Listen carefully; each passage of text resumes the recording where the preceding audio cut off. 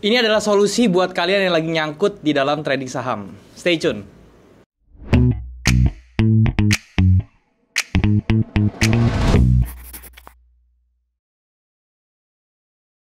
Halo guys, balik lagi sama gue Daryl di dari channel. Dan hari ini kita masuk ke saham series lagi teman-teman. Dan di saham series kali ini gue akan kasih tahu ke kalian gimana caranya itu bisa keluar atau bisa bisa menghindari atau ada solusinya apa enggak sih kalau misalnya kita lagi nyangkut di dalam trading saham teman-teman ya.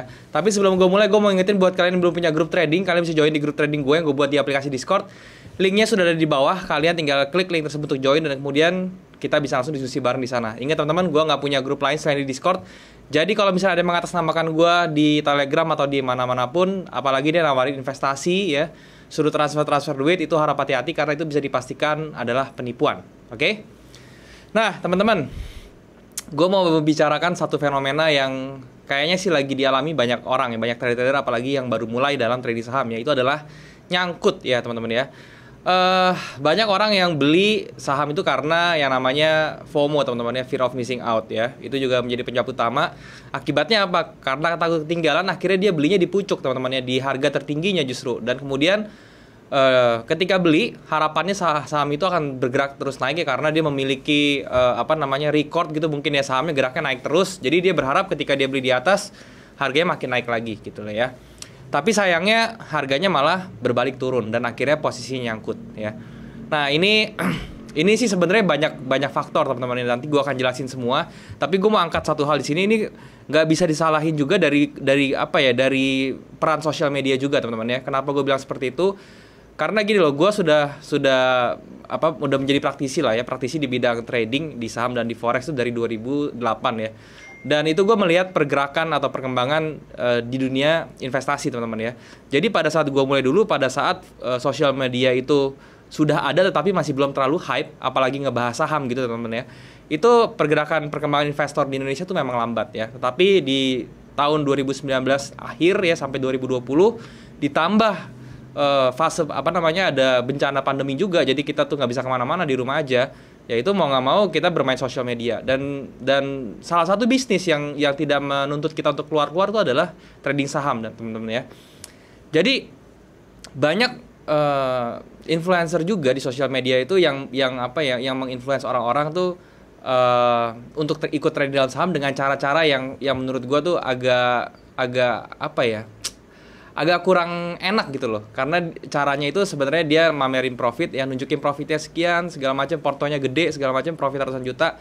Dan itu mengundang kaum milenial terutama, apalagi orang-orang yang WFH di rumah gitu, nggak kemana-mana, itu tertarik untuk trading saham gitu ya. Dan dia berpikirnya saham itu lagi turun nih karena pandemi, ya kita beli sebanyak-banyaknya aja gitu loh, tanpa memperhitungkan segala macamnya, teknik-teknik dan lain-lain. Akibatnya ketika ikut-ikutan salah beli ya, dan akibatnya pada saat salah beli nyangkut gitu loh. Nah itu salah satu faktor yang mau gue tekankan. Cuman masih banyak sih faktor lain juga ya, yang nanti gue akan jelaskan di monitor juga. Dan gue juga akan jelasin gimana sih caranya untuk ibaratnya bisa keluar lah dari nyangkut itu lebih safe dan lebih logik gitu loh. Dan gue di sini akan bahasnya semua di monitor supaya kita bisa lebih jelas juga dengan chart. Oke? Sekarang yuk kita ke monitor teman-teman. Oke teman-teman, sekarang kita sudah ada di monitor dan ini gue sekarang lagi pakai platform TradingView ya teman-teman ya. Buat kalian yang belum punya charting tools ya, TradingView ini sangat bagus sekali kalau misalnya kalian bisa pakai, terutama untuk di trading saham, karena dia charting toolsnya atau drawing toolsnya tuh lengkap sekali. Kalian mau pakai apapun bisa. Bahkan kalau misalnya kalian mau pakai harmonic pattern tuh juga bisa, pakai Fibo juga bisa. Pokoknya sangat lengkap sekali. Dan untuk trading saham ya, buat saham Indo kalian juga memiliki data historis yang cukup lengkap ya. Tapi kalian harus daftar yang pro dulu teman-teman, dan biayanya nggak terlalu mahal, sekitar $15 atau sekitar 170 ribuan per bulan teman-teman ya, sama sekali nggak mahal. Kalau misalnya kalian tertarik untuk daftar yang pro, kalian bisa klik link di bawah ya, di description di bawah itu gue udah cantumin, dan kalian bisa menikmati TradingView dan bisa menganalisa charting tools dengan nyaman. Oke? Nah teman-teman, gue hari ini bakal bikin konten atau materi itu tentang nyangkut teman-teman ya. Ini adalah fenomena yang beberapa bulan terakhir ini sebulan ke belakang lah ya, itu lagi ngetren ya. Kenapa? Karena banyak saham-saham jagoan ya, ibaratnya saham-saham yang dijagokan itu tumbang teman-teman ya. Seperti contohnya yang ada di depan kalian ini, Antam, ini menjadi salah satunya yang tumbang ya untuk beberapa saat. Kemudian ada saham KF teman-teman ya, di sini Kimia Farma ini tumbang sama sekali gitu ya, sampai sampai bahkan ini tumbangnya nih jauh banget nih teman-teman ya, sampai 6%, 7%, 14, 21, 28, 35, ya hampir 50%an ya, tumbangnya hampir 50%an, luar biasa ya. Jadi banyak ya sahamnya. Breeze juga tumbang kalau nggak salah ya, ini juga saham-saham yang dijagokan nih. Terus apalagi ya, Tins itu tumbang nggak ya? Tins ya, Tins nggak terlalu tumbang sih Tins. Ada satu lagi ya yang tumbang ya. Oh, Ira ya, Ira ini tumbang juga teman-teman ya. Ya seperti itulah. Intinya banyak yang nyangkut teman-teman ya. Dan kemarin sempat viral juga di sosial media bahwa sampai ada yang pinjem duit lah, sampai jual tanah lah gitu ya, untuk masukin ke KF dan ke Breeze dan ke yang lain-lain lah, pokoknya yang ke viral-viral itu. Dan mereka akhirnya tumbang dan kebingungan karena nyangkut gitu ya. Dan solusinya gimana gitu ya. Sebelum gue masuk solusi, gue mau ngasih tau dulu penyebabnya teman-teman ya. Penyebabnya tadi di awal video gue sudah sempat highlight teman-teman ya.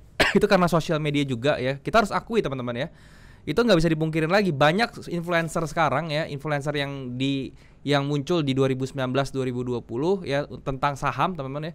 Dan dia nunjukin portfolio gitu loh, portfolionya yang fantastis, yang jumlahnya miliaran segala macam.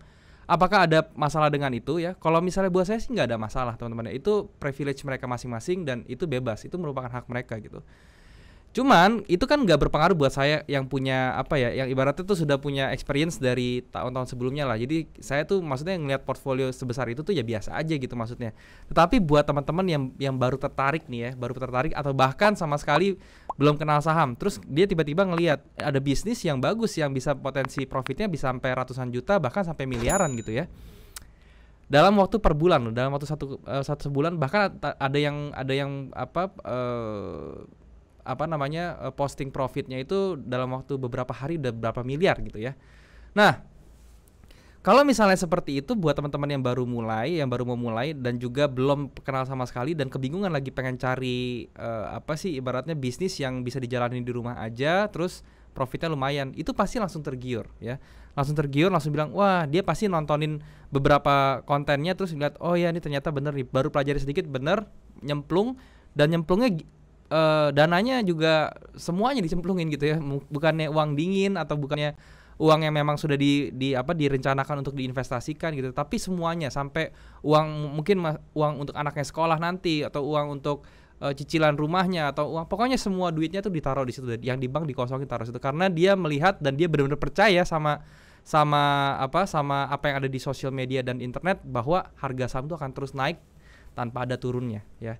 Itu menjadi salah satu faktor penting ya, itu yang ngedrive ya teman-teman ya. Dan banyak korbannya itu ternyata anak-anak milenial justru ya. Kenapa? Karena menurut data ya, itu investor-investor baru teman-teman ya, yang berkembang 3 kali lipat selama masa 2020 masa-masa pandemi itu range umurnya itu dari 18 sampai 30 tahun. Dan itu berarti kaum muda ya, anak anak milenial, dan itu luar biasa sekali. Itu sebenarnya nggak ada negatifnya, itu positif buat saya gitu, karena jadi pasar tuh lebih bergairah dan pesertanya tuh jadi lebih fresh ya. Anak-anak muda tuh biasanya daya serap ilmunya tuh lebih tinggi. Jadi dengan adanya peserta baru anak-anak milenial, saya berharapnya justru pasar ini akan menjadi lebih efektif harganya ya, jadi lebih bergairah gitu. Itu menjadi salah satu yang bagus. Cuman ya motivasi mereka untuk ikut itu atau terjun itu mungkin agak kurang tepat, karena dia dimotivasi dengan uang miliaran yang gampang dapatnya, quote on quote ya, itu gampang, dan juga kayaknya tuh instan banget gitu loh. Karena instan trading itu kan identiknya dengan instan, ibaratnya ini instan sekali gitu ya, bisa dapat uang segitu dengan instan. Dan itu adalah hal yang sangat disukai oleh kaum milenial sekarang ya. Di sini saya cuma mau bilang ya, nggak ada yang instan sih ya, di dunia bisnis apapun nggak ada yang instan. Kalian harus butuh proses ya, itu mau nggak mau kalian harus terima ya, harus ada prosesnya gitu. Dan akibatnya apa? Akibatnya ketika dia masukin duit segala macam, dia pertama kali trading mungkin di KF gitu ya, dia masuk di harga yang bagus pertama gitu, di harga 5.600 dia masuk, terus dia jual di 6.100 gitu, dan kemudian harganya masih naik lagi ke atas. Dia mungkin pernah ngerasain untung 1-2 kali ya, dan itu mungkin dia untungnya pun nyesel. Kenapa gue jual gitu, padahal harga masih bisa naik lagi.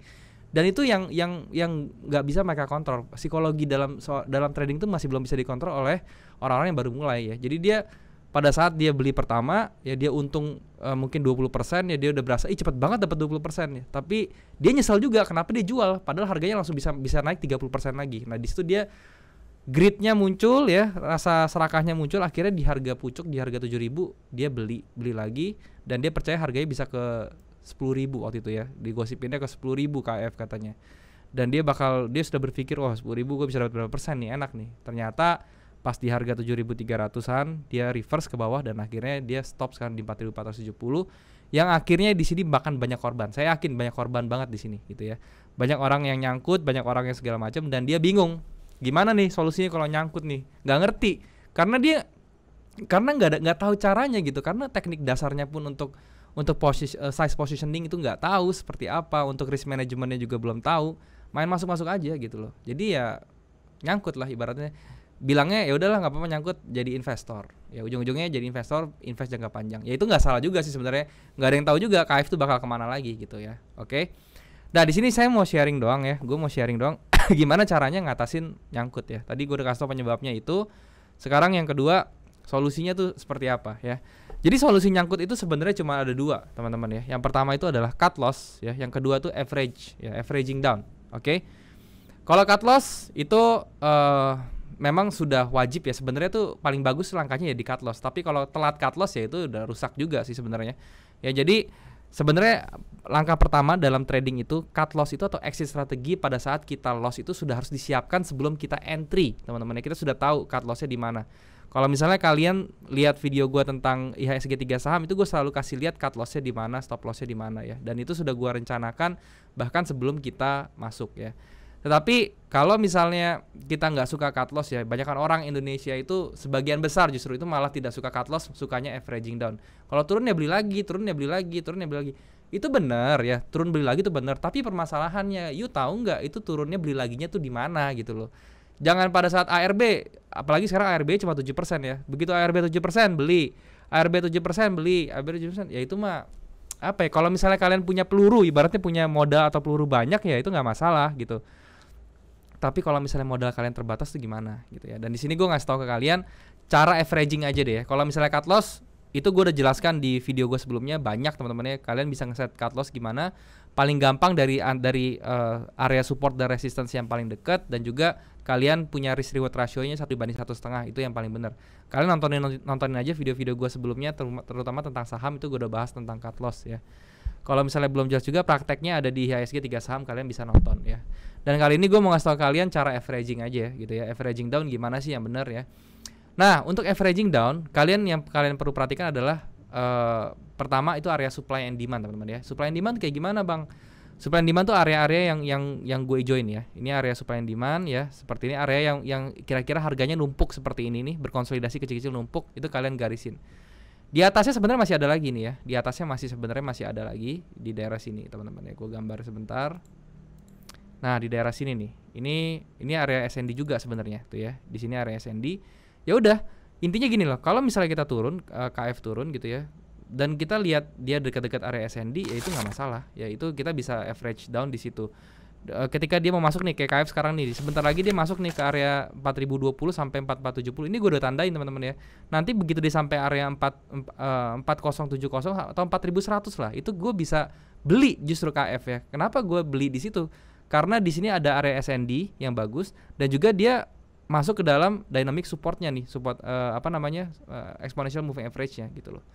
Dan ternyata memang di daerah sini pun yang di SND yang pertama itu masih banyak orang yang ngumpulin ya. Jadi ini sebenarnya KF ini bukannya barang mati sebenarnya. Masih ada orang yang tertarik untuk KF. Oke.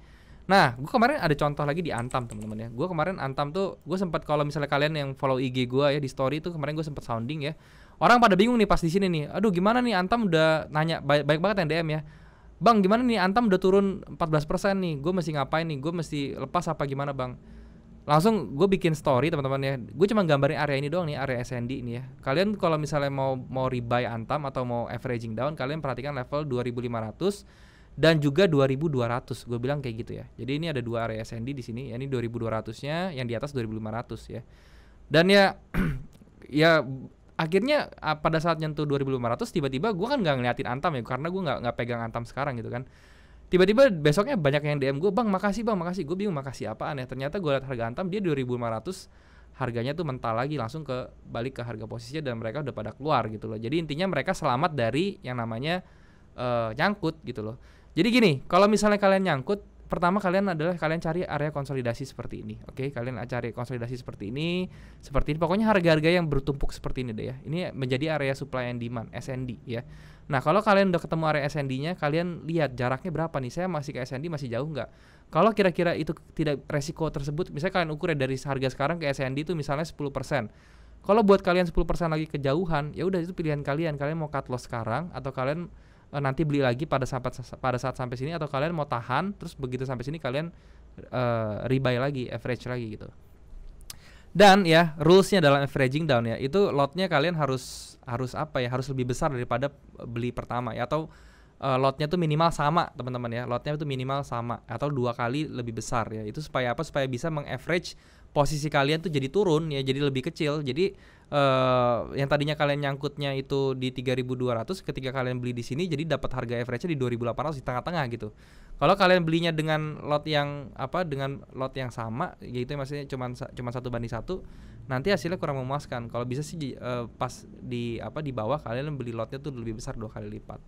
Itu rules dalam averaging down teman-teman ya. Jadi buat teman-teman yang nyangkut jangan panik dulu, jangan pusing dulu segala macam. Lihat dulu area konsolidasi, cari area SND-nya di mana. Kalian lihat nih posisinya, apakah saham kalian itu nyangkutnya masih jauh dari SND atau enggak. Kalau misalnya kalian merasa kejauhan, cut loss aja dulu ya. Cut loss dulu, nanti begitu turun lagi kalian beli lagi, rebuy gitu ya, reposition lagi. Dan kalau saran saya ya, jangan pernah trading menggunakan margin teman-teman ya. Banyak sekuritas menawarkan fasilitas margin ya. Margin itu apa sih? Margin itu kalian dikasih pinjam duit sama sekuritasnya. Jadi kalian punya modal 10 juta, kalian bisa beli saham sampai 40 juta atau bahkan sampai 50 juta gitu ya. Ada yang marginnya sampai 5 kali ya. Kenapa gue bilang jangan pakai margin? Kenapa? Karena margin itu yang gratis cuma sampai T+5 kalau nggak salah, T+3 atau T+5 deh. Gue lupa karena gue nggak pernah pakai ya. Dan kalau misalnya kalian mau bayar bunganya, itu bunganya mahal sekali teman-teman ya. Itu bunganya itu per tahun itu bisa sampai 70%-an, ya itu luar biasa mahal. Mendingan kalian pinjam duit di bank gitu loh. Jadi ya menurut gue jangan pakai margin lah. Tradingin apa yang duit kalian punya gitu ya. Jadi misalnya kalian punya 10 juta, tradingin aja 10 juta ya. Apalagi kalian pemula, kalian belum punya ilmu ya. Kalau misalnya ada yang bilang, "Oh Bang, enak tuh di sono ada orang yang ngepost di internet, dia pakai margin terus pakai duit dikit bisa untung." Ya mereka mungkin udah ada ilmunya ya. Itu nggak ada yang salah sebenarnya. Cuman kalian tuh kalau yang belum punya ilmunya ya jangan dulu, tradingnya normal-normal aja gitu ya. Margin tuh sangat berbahaya menurut gue, pedang bermata dua. Walaupun kelihatannya enak ya, kita bisa menggunakan uang dipinjemin dari sekuritas ya. Jadi dengan modal kecil bisa dapat hasil yang lumayan, tetapi menurut gue itu pedang bermata dua kalau misalnya kita tidak tahu ilmunya. Oke?